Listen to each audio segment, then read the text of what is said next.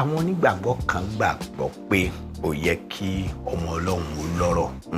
Àwọn kan gbàgbọ́ pé ó yẹ kí òṣì ọ̀tá ọmọ Ọlọ́run ni, ìyẹn ni yóò fi lè dé ìjọba Ọlọ́run. Àwọn tí wọ́n sì sọ bẹ́ẹ̀, tí wọ́n fi sọ bẹ́ẹ̀ rí o. Ágúrì ọmọ Jákè ó gbàdúrà nínú ìwé Òwe orí 30 ní ẹsẹ̀ 6 sí ẹsẹ̀ 8. Ó ní pé Ọlọ́run má fún mi ní ọrọ̀ kí má bàa gbéraga.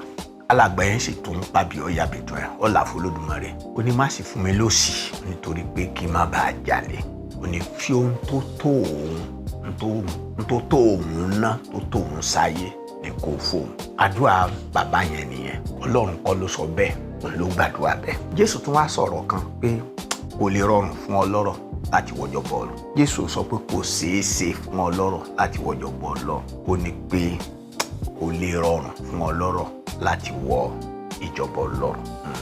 Tí Jésù sọ nìyẹn. Kí ó wá yé wa wípé Ọlọ́run ní ká má lọ́rọ̀. Nínú ìwé Dítárónómì orí 8 ẹsẹ̀ 18, Olúwa sọ pé èmi mo fún yín ní agbára láti ní ọrọ̀.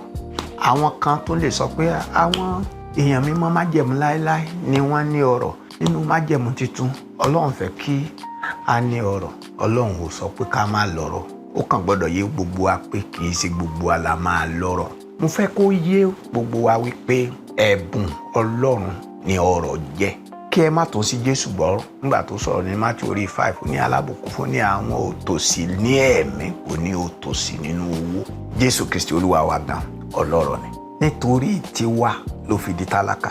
Tá a bá ló torí wa di tálákà yẹn kó bọ́ ògo rẹ̀ sílẹ̀ kó lè dàbí àwa èèyàn. Jésù Kristi ti Násárẹ́tì kì í ṣolòṣì, kì í ṣaláìní, kì í ṣe tó ń tọrọ, ọlọ́rọ̀ ni.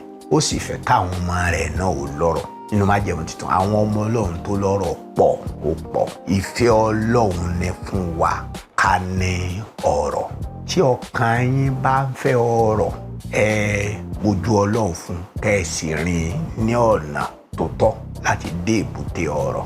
Ẹ̀yin tí ọkàn yín ò bá sì fẹ́ràn ọrọ̀ bíi Ágúrì ọmọ Jákè, ẹ̀yin náà dẹ́ṣẹ̀. Ẹ má wàá fojú láì fi wo àwọn tó lọ́rọ̀ àtàwọn tí wọ́n ń sọ pé ó lè dọlọ́rọ̀. Lórúkọ Jésù Kristi yóò dára fún wa.